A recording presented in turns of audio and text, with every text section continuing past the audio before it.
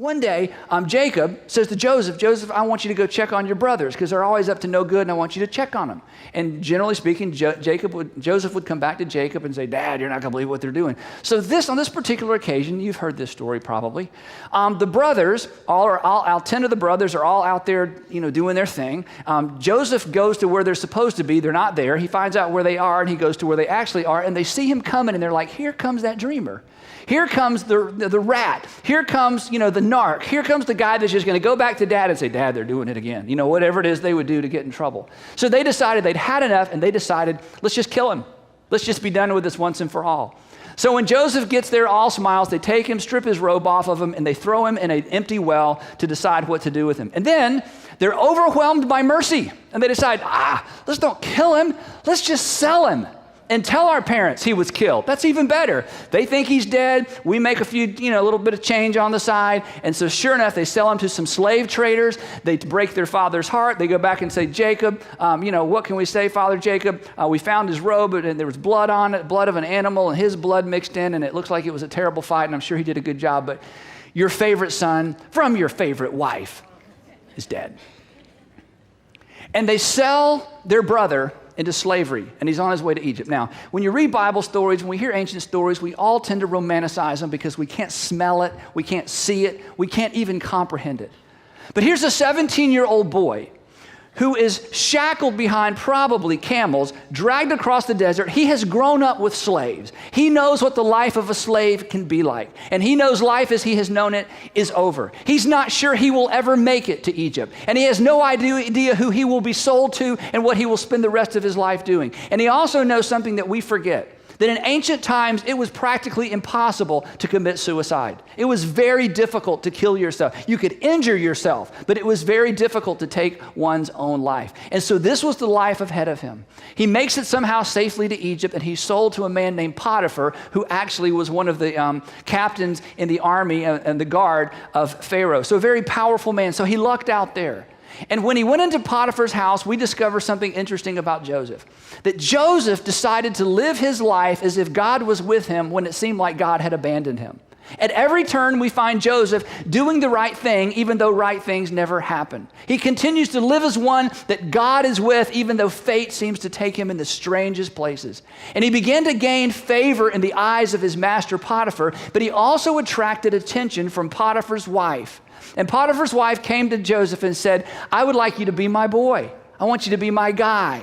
And Joseph said, no, I can't do that. It would dishonor my master, your husband. He says, it's kind of funny. It would dishonor my master, your husband. You're married. Hello. And it would also dishonor, now get this, my God. To which we would say, time out, Joseph. Which God is that? The God that allowed your brothers to sell you instead of killing you? The brothers that stole your life from you? The God who had watched that whole scene and did nothing to protect you? And Joseph decided to do the right thing. And so Potiphar's wife frames him and claims that this Hebrew boy that they brought into their family tried to rape her, and they had no choice but to listen to her accusation. And then the slave is thrown in the dungeon. Now, it's bad to be in the dungeon. It's bad to be a slave. It's really, really bad to be a slave in the dungeon because you're not waiting for a court date. You're not waiting for a court-appointed attorney to show up at your cell. You're just waiting forever. And yet, Joseph continues to live like a man that God was with, even as though it seemed like God had abandoned him. He continued to do the right thing, even though the right things never seemed to happen in his favor. And then we run into this very strange verse in the book of Genesis that summarizes this stage of Joseph's life. And here's what it says. It says, the Lord was with him, Joseph, which is good. That's good. He showed him kindness. That's good. And he granted him favor. That's good. In the eyes of the prison warden. Now look, if God is with you, you do not have a personal relationship with the prison warden. If God is with you, you don't really care what the prison warden thinks because you don't want to know the prison warden. And there's sort of there's this tension of, the good news is, Joseph, I'm with you. Yeah, but we're in the prison.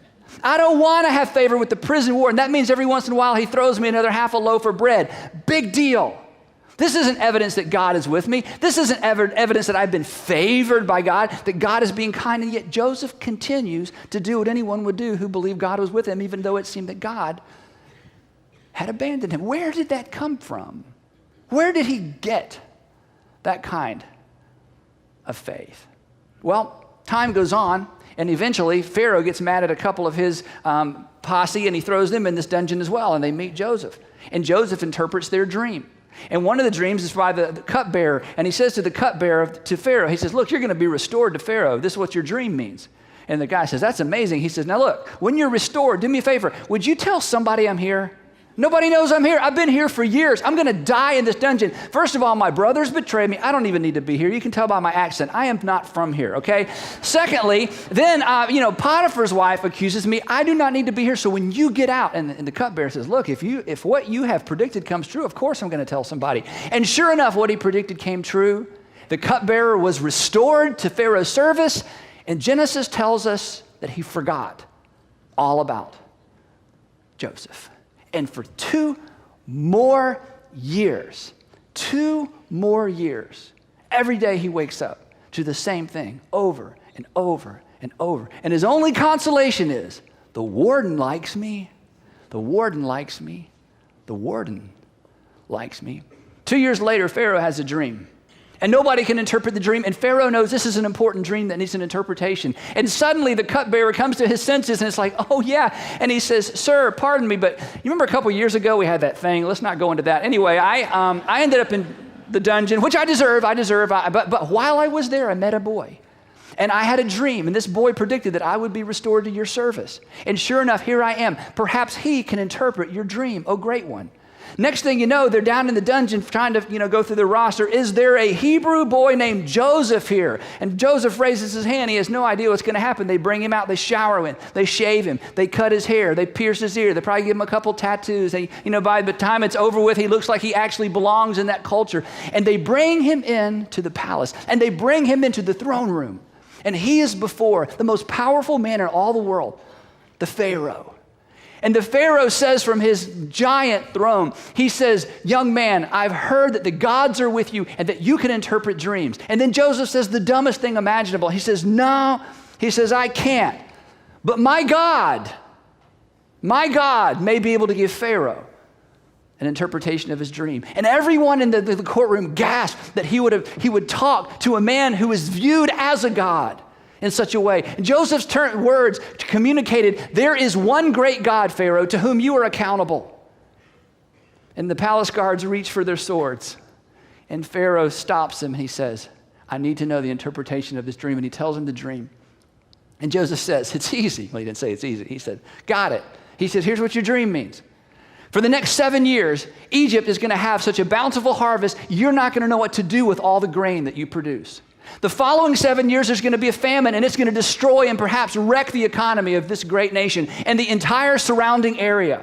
So you're going to have 7 years of plenty, and then you're going to have 7 years of famine. And then Joseph does the unthinkable. He doesn't stop with the interpretation. He begins to give Pharaoh advice. Now, I realize I'm not from here. I realize you just brought me out of prison. You can probably still smell jail, but let me give you some advice. Oh, great Pharaoh. Here's what you need to do. You need to find a really, really strong administrator. You need to put him in charge of a project. You need to build grain silos in every single major city in the nation, and you need to tax the people 20% of all their grain. Just take it as a government, put it in the grain silos, and save it for 7 years. And then what's going to happen, your people are going to run out of grain, and then you, Pharaoh, are going to be able to sell the grain back to the people. It's going to make you incredibly, incredibly wealthy. Eventually, people from the surrounding areas are going to find out you're the only guy with grain in town. You are going to be so wealthy by the time this thing is over, it's going to be unbelievable. But you got to find somebody really sharp. They got to wake up every single day thinking about this project because you only got 7 years. And all the scribes going, this is a great idea. And Pharaoh says, what do y'all think about that? No, that's a great idea. Pharaoh says to Joseph, put you in charge. And everybody in the courtroom gasped, wait a minute. We've known this guy all of 15 minutes. He's not even from here. Pharaoh says, can we find a greater, wiser man in all of my kingdom? And on that day, Joseph becomes the prime minister of Egypt, the second in command. So he goes to work. And he does his job. And sure enough, there's so much grain. The crops are so bountiful in that area. They can't even eat it all. They can barely save it all. And he goes all around the countryside building these silos and filling them full of grain. Then on January the 1st, the beginning of the 8th year, it all comes to an end. Nobody can grow anything. And the people begin to starve. And Joseph, who's in charge of saving all of this grain, he begins to distribute grain to the people of Egypt. And finally, word gets outside of Egypt that there is food in Egypt. And people from all over the region begin to pour into Egypt to buy grain from the Egyptians. And 2 years into the famine, the family of Joseph has run out of food. And they have no choice but to go to Egypt to buy food. You should read your Bible. Now, here's what happens, okay? So Israel, Jacob's sons, remember Jacob is Joseph's father. By this time, God has changed his name to Israel. That's where Israel came from. Interesting Bible fact. So Jacob's sons were among those who went to buy grain, for there was famine in the land of Canaan. Now Joseph was the governor of the land, the person who sold grain to all its people. So when Joseph's brothers arrived, they bowed down to him with their faces to the ground. And as soon as Joseph saw his brothers, he recognized them. Now he's 39 years old. It's been 22 years since he last saw his brothers. And there they are. And not only there they are in a row, bowed down to him. And he remembers. He remembers their voices as he stood in the bottom of that cistern. He remembers the terror of a 17-year-old brother with 10 older brothers having his fate in their hands. He remembers the smiles and the laughs as they sold him. He remembers the clink of the silver as they were paid. He remembers the laughing. He remembers the drunkenness. He remembers the total lack of concern on that day when, for all practical purposes, he was a dead man. And he remembers all the years sitting in the dungeon, knowing that this was the end. He didn't know the end of his story. He didn't have an Old Testament. He didn't know that we would be talking about him over, 4,000 or 5,000 years later. He had no idea. And there they are, bowed down in front of their brother, and their fate, their destiny is in his hands. But he also remembered something else, a scene from his childhood. And Joseph connected the dots. And here's the part of the story that never gets connected. So now we've got to rewind and go back many, many, many years. Remember, there's Abraham, there's Isaac, and there's Esau and Jacob. When Esau and Jacob were teenagers, maybe middle school age, maybe, high school age, when Jacob and Esau were teenagers, they were twin brothers, but they were very, very different. Esau was a woodsman. He loved to hunt and fish. Jacob was an extraordinary cook. He just had different skills. And one day, Genesis tells us that when Esau was a teenager and Jacob was a teenager, Esau had been out hunting for several days and he had nothing to show for it. And he was starving to death. And he comes home and he smells something that smells so good. And he walks in the kitchen and there's Jacob in there stirring a pot of stew. And Esau says, "Oh, Jacob, I got to have some stew. Give me your stew or I'm going to die." Now, this is a rare moment for a younger brother, because younger brothers never have an opportunity to leverage anything when it comes to older brothers. Older brothers never need anything from younger brothers, but in this moment, suddenly the older needs something from the younger, and Jacob, the smart younger brother, does what every younger brother does in this situation. He says, "Okay, what can I get out of this? Let's start the bidding as high as possible and see what we work our way down to." So probably as an afterthought, as he stirs this stew, he says, "Okay, let's make a trade. I'll trade you a bowl of stew for your birthright." Birthright. The birthright, as I said, meant that he would inherit over half of everything from his very wealthy father. Birthright meant that he would have possibly 2 or 3 or 4 times as much wealth as his older brother. And Esau, it's a teenager, Frontal lobe, not completely developed yet, okay? Very, very, very hungry. It's all about now. It's all about now. It's all about now. And he says, deal. And he trades his birthright for a bowl of stew.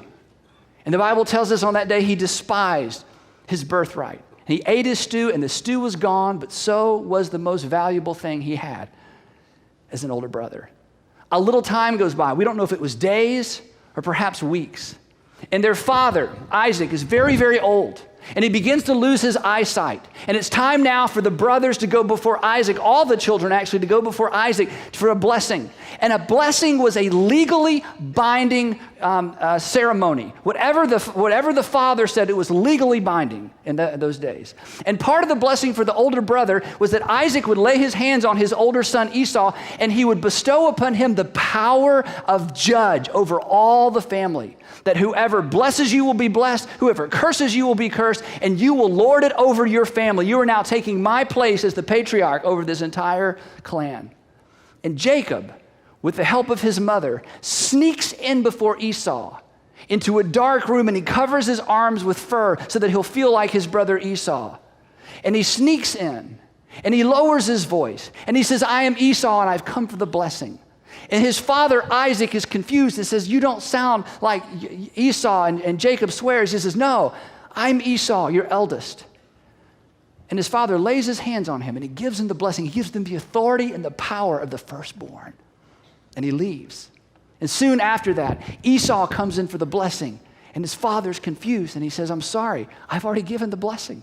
I can only give it once. And I gave it to the one who was here before you.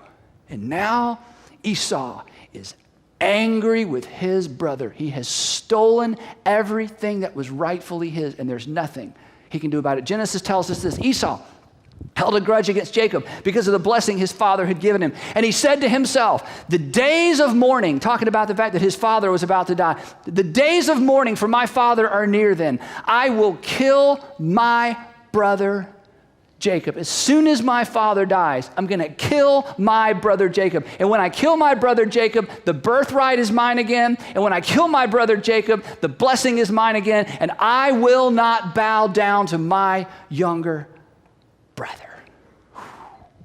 Word gets to Jacob, it's not going well. You have until your father dies to disappear, or you will join him in the next life.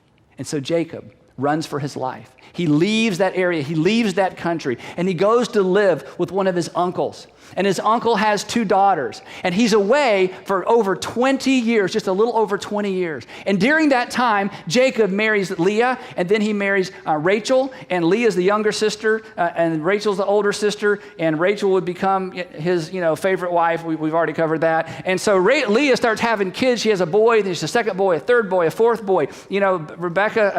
Rachel, she can't get pregnant. There's all this stuff. So she says, here, take my maidservant, and if she has a baby, it'll be my baby. So next thing you know, every time he comes home, you should read this. Every time he comes home, there's a different woman waiting for him. We got to have a child. It's like, whatever. So by the time it's over, he's got 4 women, and he's got 11 sons over the course of about 20 years. You should read it for yourself, okay? So this happens for 20 years. And not only that, he becomes extraordinarily wealthy. He becomes so wealthy, his herds become so large. All of his herds are so large, he can't even stay in the area. He can't even feed his herds. And the other people in that region, his uncle's family, are saying, there's too many of you people, and there's too many herds. You've got to go somewhere else. And so after 20 years, God speaks, and it says, then the Lord said to Jacob, go back to the land of your fathers. That would be Abraham, Isaac, and Esau. Go back to the land of your fathers and to your relatives, and I will be with you. To which, no doubt, Jacob thought, you had better be with me. Because if Esau is the same Esau I left 20-something years ago, not only will he kill me, he's going to kill all of my sons, and he's going to take my wives as his wives. Not only is he going to kill me and all 11 of my sons, he's also going to take all of my property. And when he sees the wealth that I am bringing to him, it will be more than he can bear. And he will think to himself, at last, God has vindicated me because my silly brother Jacob is actually bringing back to me the wealth that he stole from me when we were kids. And you see, these were stories that his wives understood. These were stories that his kids understood. We're going back to see Uncle Esau? Yes. Isn't that dangerous? Yes. We're going to meet Uncle Esau, but isn't Uncle Esau the one that Daddy told us about when he told us the story? Yeah, that's the same Uncle Esau. So he packs up his family and all of his herds and all of his slaves and both of his wives and all 11 of his children, and they begin to make the long journey back to the land of his fathers.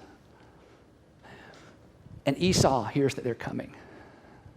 And here's how the story continues. Jacob looked up, and there was Esau coming with his 400 men. Not 400 people, not 400, and I brought my wives and kids so we can all meet the cousins. 400 men, a small army. So Jacob knows what's about to happen, and it's too late to do anything about it.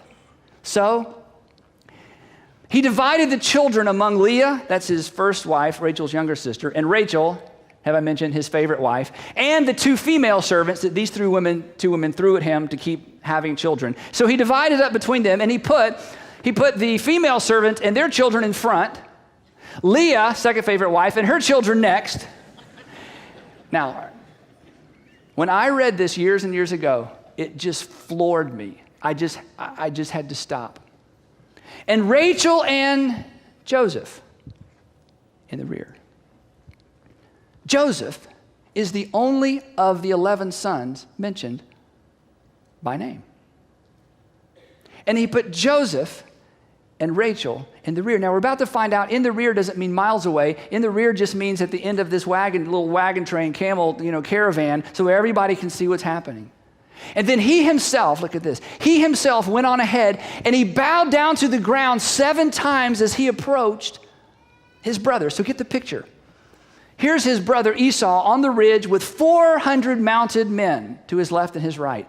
And here comes a poorly guarded caravan with so much wealth, it is an irresistible target for anyone. And here comes Esau, and here comes Jacob. He steps out in front of his wives and his children, and he begins to make his way across no man's land toward his brother Esau. And every few steps he falls and he bows down to his brother.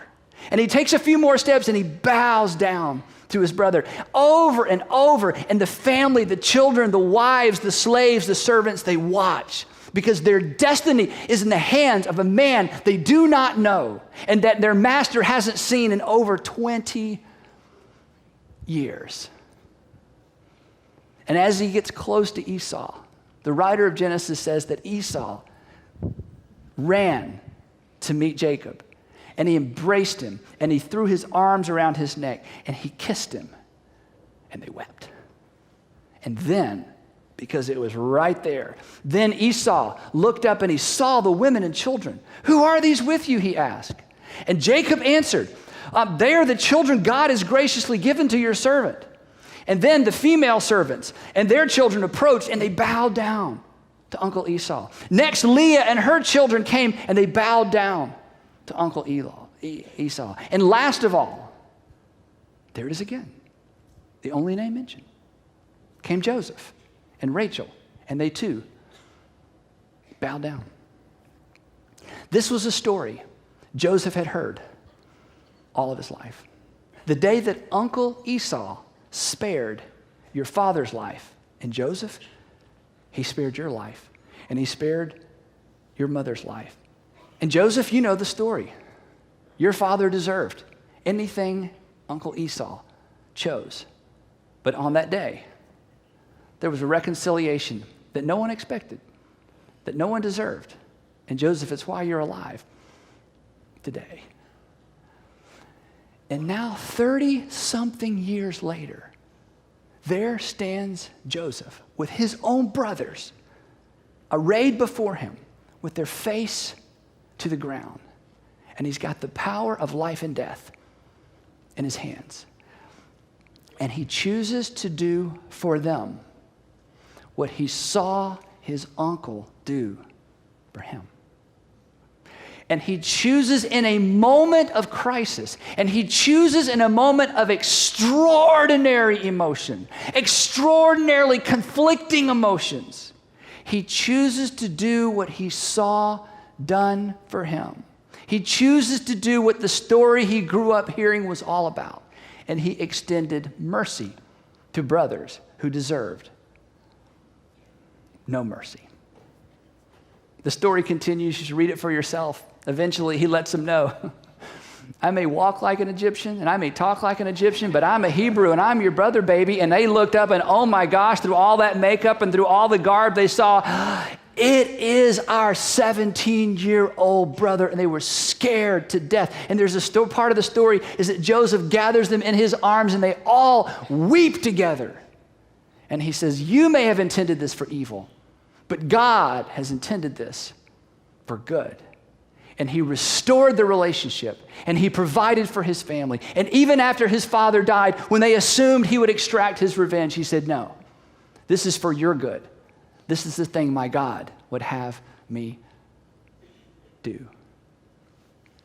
And the moral of the story is this. What your children and what your grandchildren and what your nieces and what your nephews see you do will lay the groundwork for what they do in times of crisis. They will forget just about everything we say. They will never forget who we are, what we are, and they will never forget what we did when doing the right thing was difficult, when staying was difficult, when running away would have been the easier thing, when not paying our debts would have been the easier thing, when mishandling our money would be the easier thing to do. They won't remember what we say, but they will remember who we are, and they will remember what we do. So dad, think about it, dads, grandfathers. What if what you do is the thing that your son, your sons, your grandsons take their cue from? What if the thing that you do, what if it's you that they look to as their pattern? What dads, what if you are the role model for how they treat your future daughter-in-law or daughters-in-law? What if you're the model for how they raise your grandchildren? What if you're the model for how they deal with really extraordinary temptation? What if you're the model for how they respond to crisis in life? What if they take their cue from you? Odds are, they will. Mom, what if your daughters decide to take their cue from you about how they treat, talk to, and respond to your future son-in-law or sons-in-law? What if they take their cue from you in terms of how they raise your grandchildren? What if they take their cue from you from how you view money, your worldview, how you respond to the call of God, how you respond to the whole issue of spirituality? What if they take their cue? What if you are now determining what your future family, the next generation, does? Chances are you are. And most of us won't be around to see the full implications of our decisions. But rest assured, decisions will be made with the imprint of your life in mind.